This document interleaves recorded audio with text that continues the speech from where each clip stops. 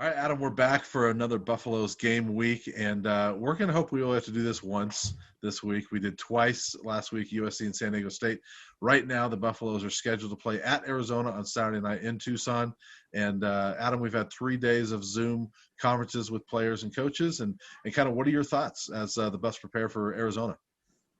Well, first off, Nate Lammon has received a lot of accolade this week, and I think he deserves all of it. A couple National Defensive Player of the Week awards, named the Pac-12 Defensive Player of the Week for the second time this season, a semifinalist for the Butkus Award, and there was going to be a lot of things that would have been disappointing about 2020 if the Buffaloes weren't able to play some football, and I think at or near the top of the list is not being able to see Nate Lammon play again, because it's a thing of beauty. He just the way he tackles guys just looks different than other guys.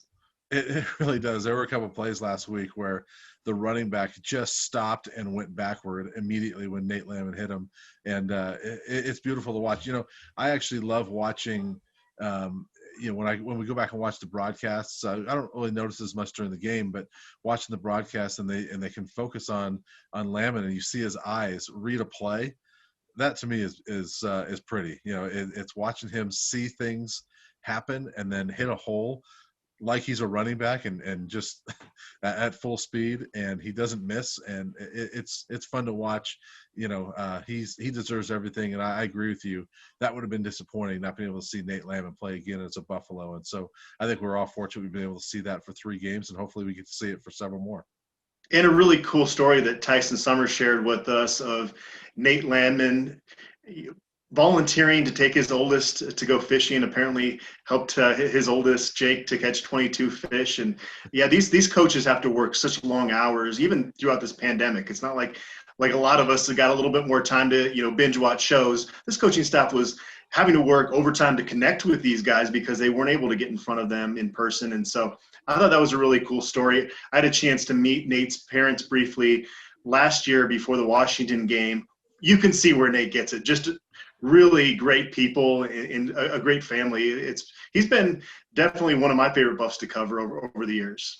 Yeah, for sure. And it's been fun. I always love watching these guys grow and develop as people and as players, but watching him go from that freshman linebacker to now develop into a leader to where he's super confident, to where he's confident and he says it and he goes out and backs it up, and it's really fun to see that. Really fun to cover. I'm glad we've had a chance to do that, and I hope we get to see it for a few more games. Another thing that stood out was Sam Neuer just kind of saying what maybe we thought was going on, is that this team has better camaraderie, better leadership than they've had since 2016. And I was asked by a fan that we're going to answer on our podcast just about what's different about Karl Dorrell. And yes, it's only 3 games in. It's a small sample size. At some point they're probably going to have a losing streak if he's a head coach long enough at CU, right? But right now, the one thing I would say that has really impressed me is that, and it's something that I think he's learned a lot from his first head coaching stint at UCLA, is that you've really got to have great communication with these guys. And even talking about the running back rotation, hey, he understands the guys that didn't get in the San Diego State game were frustrated. And you have to have communication with those guys about it. And so that's been impressive with him. The Karl Dorrell era for a lot of people started when they kicked off against UCLA, but it was a lot of stuff behind the scenes he was working on in terms of building this team camaraderie throughout the spring and the summer. Yeah, and he's told the story a couple times, but that very first team meeting he had with the players, I think it was the day before the press conference or the morning of the press conference, where the seniors and the players told him, "Coach, we just want to win." We're ready to win. We just want to win. He's told that several times. And it sounds to me, from by all accounts, listening to Dorrell and players and even a couple of parents of players, that he's really taken that message from them and tried to cater to them and said, all right, this is your team, guys. I'll do whatever I can to help you guys win this year. And I think it's a credit to him, because a lot of coaches, could have come in and just said, this is my way. This is how we're going to do it. And I think in a lot of ways he has. You have to as a coach. But I think that he's done it with them in mind and knowing that this is their last year and this is for them. And I think it's really permeated throughout the entire team, because it sounds like this team is as close as we've seen the team be since maybe 2016. What's funny too is if the leadership and camaraderie is not up to the level it is seemingly right now and was back in 2016, we don't really hear about it until after the fact, right? Right. Everything's rosy until, yeah, by the way, it just wasn't as good as it could have been the last 3 or 4 years. Yeah, that's a good point. You usually know when it is good chemistry, and you usually don't know if you're not hearing it's good chemistry. It's maybe a good sign it's not good chemistry. But we're certainly hearing that there's a lot of good things going on with this team. They've been fun to watch, and I know that last week's game wasn't the prettiest game out there, but we talked about it after the game. For me, it's hard to blame a lot of the coaches, a lot of the players that maybe weren't on top of their game on Saturday when you only had 2 days to prepare and really only had one walkthrough to get ready for it. So I actually commend them more than criticize them for how they played, because that's a tough task. Yeah, San Diego State's defense is really good. It's a little bit Yeah. different. You don't have all that preparation time. So, and Brian, we talked about this the first 2 weeks. We expected things to regress to the mean a little bit, and that's kind of what happened. There's going to be weeks the offense is going to be playing better than defense and vice versa. And a lot of that's going to depend on what the strength of the other team is. And we've kind of seen that so far. Yeah, and think about 2016 again. There were a lot of games where the defense had to carry the offense, and I think this last week was one of them. I don't know how many times it's going to happen this year, but it's going to happen throughout the course of a season. This last week was leaning on the defense, and the offense did just enough. And but I think that both units have shown that they can play well and they can put up points, or they can stop the opposing team. So I think both of them are capable. It's just it'll be fun to see if they can get both of them to sync up on the same game. Brian, I've got a question for you because I know you've done the legwork and the research on this. Colorado's 3-0, 2-0 in conference, and I have a lot of fans that have asked me about this, and I haven't had the chance yet to read your research on this. Kind of break down the division race as it stands right now, because I think there's a lot of CU fans that are freaking out that if USC wins out, they didn't play CU, and CU could be left out of a potential championship game if they keep winning. Yeah, there's so many different scenarios, and there's a lot of ways CU can get in the title game. So first off, number one, CU needs to win the next 2 games, and that's the first thing that Buff fans need to worry about, because their next 2 opponents they've lost to each of the last 3 years. So you got to take care of that first. But let's say CU and USC both play their next 2 games and they both win them.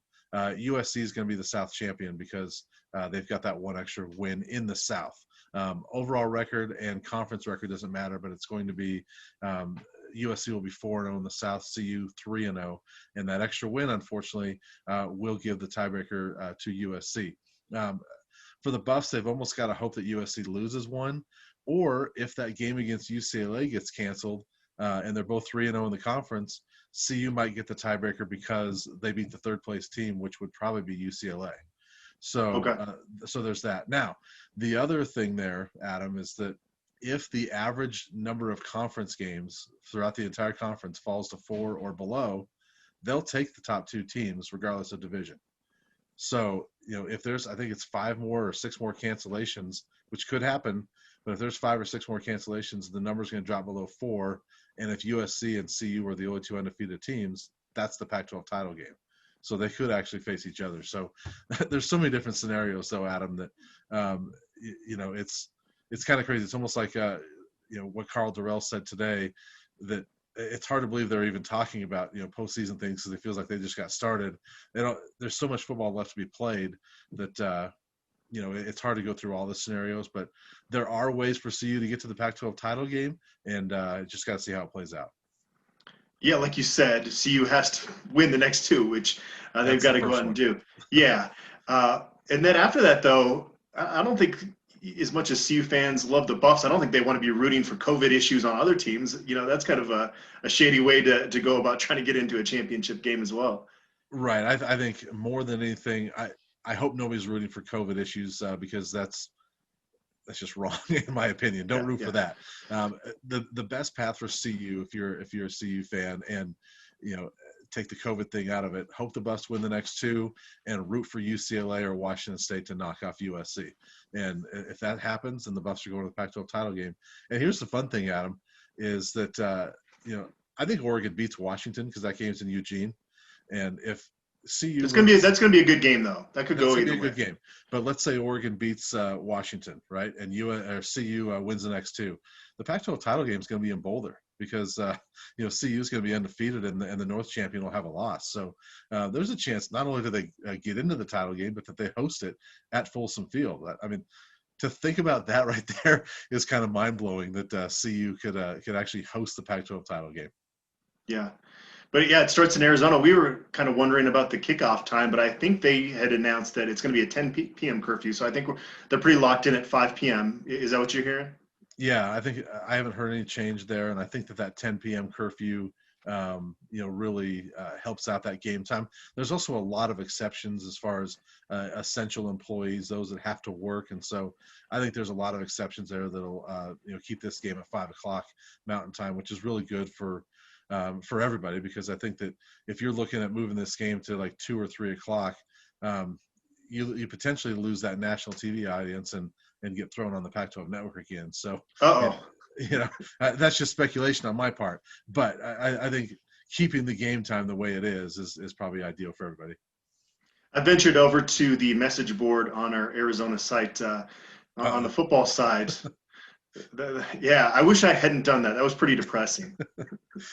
Well, the sky is falling down in Tucson, that's for sure. I mean, they've lost 10 in a row, and Kevin Sumlin's on the hot seat, and they're not real happy with him right now. So it's been kind of ugly. And not only that, but they've got, I mean, I don't know how many players have opted out this week. I think it's 3 defensive backs. They had a receiver opt out. So things look like they're unraveling in Arizona.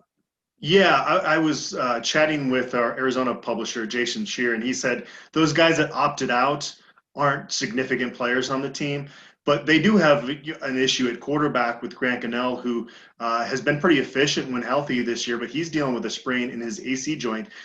He doesn't think that he thinks Gunnell's most likely not going to play in this game. That determination is going to come later in the week, and if he's not able to go, Will Plumber, a freshman, is who they're going to have to go to there. And he looked like a freshman last week, in their game against UCLA, 17 of 35 passing, no touchdowns, 2 interceptions. So he did rush for 49 yards, but he's not Khalil Tate. He's not – who was the other Randall, the other Arizona quarterback that just killed them on the ground. So I was a little bit disappointed. Will Plummer was actually got his first scholarship offer from CU back in the day, but he wanted to stay in state. Not related to Jake the Snake Plummer, but his older brother is the starting quarterback at Purdue.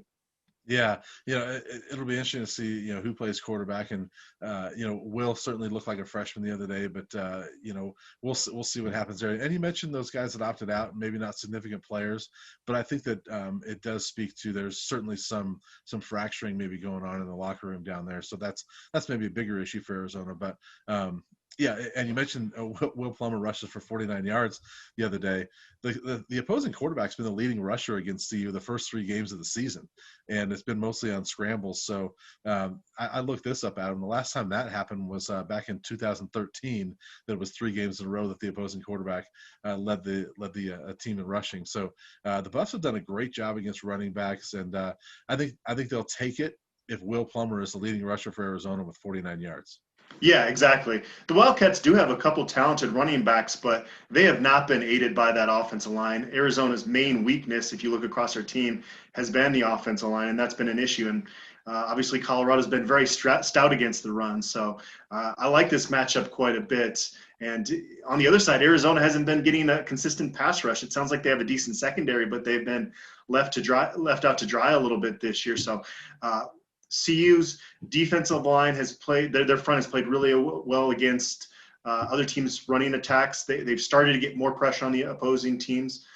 Colorado's offensive line for the first 2 weeks played really well. So the line play for CU is a huge reason why they're 3-0 right now. And it sounds like for Arizona, that's number one reason they're 0-3. Yeah, and I would say, CU's offensive line wasn't great this last week, but I credit most of that to San Diego State.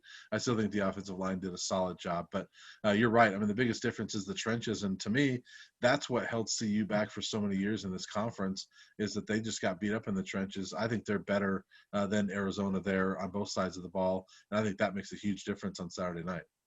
Yeah, we'll see if Colby Purcell is back out there this week. Carl Durrell did hint that they might get a couple players back, and so we'll see there. That'll be more of kind of a game time thing, I would imagine, especially since our media availability with the coaches is done for the week. But he did address Kari Cush's snap issues, and you're just not going to hammer Kari Cush that much. He didn't practice at center until he was thrown in there the week leading up to Stanford. Was better in that game, though, strangely, snapping the ball than he was against San Diego State. I'd imagine that's something that he'll get better at if he has to continue playing in that spot.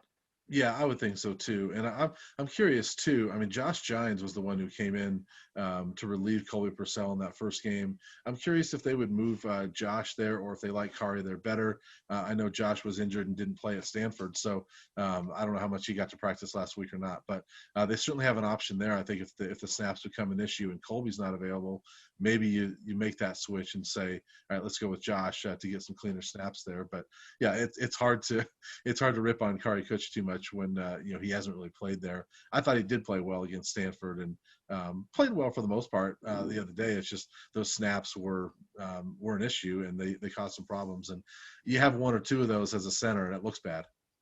Yeah. So last week we finally got our predictions right, which was a nice change on these preview videos. Yeah, we both picked the Buffs, and I know fans kind of like when we pick against them because that seems to turn out well. But maybe we've ended that jinx as we both picked the Buffs and they won. Yeah, I'm going to pick them again this week, but I have to have, I think, Brian, different score predictions based on who's going to start at quarterback for Arizona. Is that allowed? Yeah, fine. I mean, we're making the rules here, so I guess we'll allow it. Well, I'll go since our Arizona publisher thinks that Gunnell is doubtful. I'll go Colorado 31, Arizona 16. But yeah, if Will Plummer's there, I'll go 31-20. No, I'll go 31-24 if Gunnell starts, and I'll go 31-16 if Plummer starts. Okay. I like the Buffs in this matchup as well. I give, being on the road, I think it'll be, maybe closer than it might be at Folsom Field. I don't think Arizona is very good. And the Buffs, I think, are, playing one of the best. They're one of the best teams in the Pac-12 right now. I like this matchup, but I'm going to go Buffs 34, Arizona 20. And I'll say that regardless of the quarterback that plays. Maybe I'll give him an extra field goal if Grant Gunnell plays, but I do think the Buffs win this one by double digits. It's hard to fire a coach in a season like this, but I don't know if I've seen any glimmers of hope for the future with Kevin Sumlin there. Yeah, I agree with you. And I mean, we've seen some teams that have fired coaches. Vanderbilt fired Derek Mason this week, but you're right. It's kind of hard to do it right now, I would think. And it sounds like he's got a lot of money on that buyout.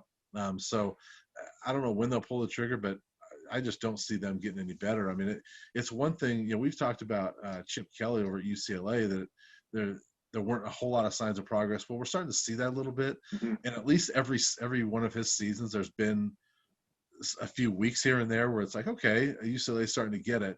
But we just haven't seen that with Arizona. And they don't look good as a program. When guys are starting to transfer out now and opt out, it reflects poorly on Sumlin and his staff. So it doesn't look good there. And it looks like they might need to be looking for a new coach. If not this year, then maybe a year from now. Yeah. Looking at the team CU's play going back to UCLA, I wasn't sure UCLA was going to win a game this year after how they looked early on against CU, but they've had a nice stretch, two out of 3 wins, and they even battled Oregon in their one loss. Stanford, I mean, they're down again this year, but they did beat Cal. San Diego State, I think you've pointed this out. They've only lost to teams that are undefeated right now. So it's not a juggernaut of a schedule, but at least you're starting to see, that CU is not just beating up on cupcakes, which, sometimes you saw them beat these out of conference teams and then struggle in conference play. And this year with only conference opponents, they've got a couple decent wins now under their belt this year. Yeah, and I'd actually say that since they stopped turning the ball over against CU, really since about halftime of that game against CU, UCLA you could argue they've been the best team in the Pac-12. I mean, they lost up at Oregon, but they didn't have DTR in that game, and they still battled. If they have DTR, maybe they win that game. I think UCLA is playing pretty well, and might be. if not CU, I think UCLA might be the best team in the South right now, and I think they're going to beat USC next week if they play, just the way they're playing right now. So I think that's a quality win for CU, even though the record may not look like it with UCLA being 2-2. You're traveling down to Arizona. Are you going to get a hike in down there? Well, we'll see. I gotta read up on all the restrictions and everything and make sure I can. But I love going down there and getting a hike in Saguaro or Sabino Canyon. I can't remember which one it is, Saguaro or Sabino Canyon down there. But it's a fun place to hike. And December, I gotta imagine it's nice down there. So I hope I get a hike in there. Nice. Well, it's a 10 o'clock curfew, young man. Get to your hotel room by then. That means I got to get out of the press box and through the In-N-Out drive-through by 10 o'clock, I guess, right? For my post-game meal. Yeah. Well, sounds good, Adam. Well, we'll be back after this game to talk about how the Buffs fared in Tucson.